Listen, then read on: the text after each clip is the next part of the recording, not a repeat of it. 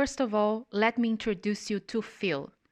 Phil is a software developer from Lower Austria and, well, my flatmate in Vienna. Phil loves sports and to be outdoors. Last spring, he decided to go on a big adventure that combines both, a 3-week hike that crosses Austria from north to south.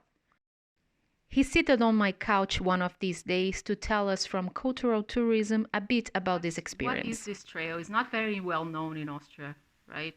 So it is known, but not by so many people because it's a long distance hiking. So it's a route which is taking a long time to finish it in one.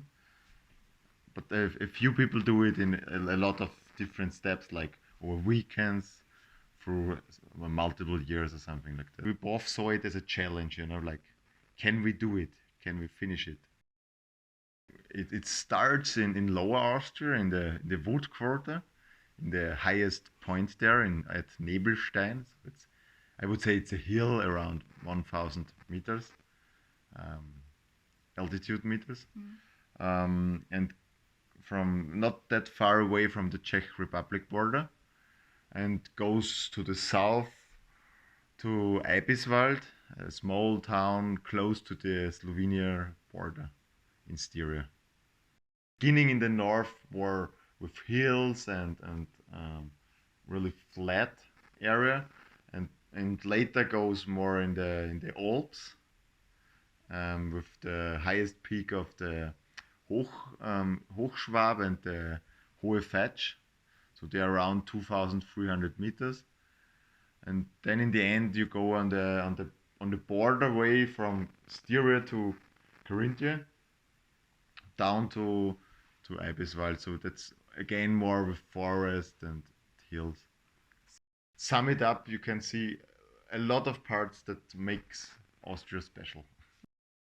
Yeah, the daily rhythm was like hike a lot to get food, to sleep. I mean, it's like, this hike, sleep, repeat, something like that.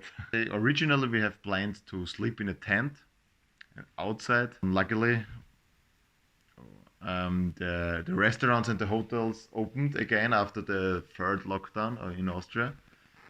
So you could sleep in a hotel. So we could sleep in a hotel and we could rest and get enough sleep. Now, what was the best thing for you?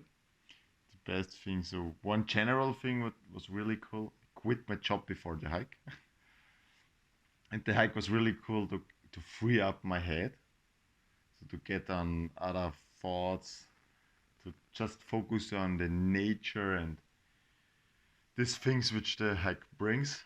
And one really cool thing in general of hiking, and also when you're doing a long distance hiking, is that you're getting into this like flow. So like your everyday hiking,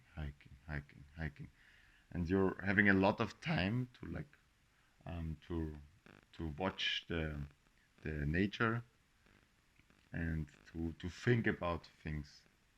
So like you have a lot of time, like this, that, and sometimes you're getting at a bit like a meditative moment where you're like, just go and look and just smile, because it's really cool what you see, the creation of the nature, the animals you can sometimes observe, like on Hochschwab or something. We saw, like, I don't know the English words, but a gams or a Steinbock, with the horns. And normally they're really shy, but when you're just hiking and not speaking, you can see a lot of cool things. And you also recognize some things what you normally not recognize, because you're like talking and blah, blah, blah, blah, blah, like touristy, something like that. I mean, yeah, that was really cool. And yeah, in general, it brings a lot of joy, I would say. And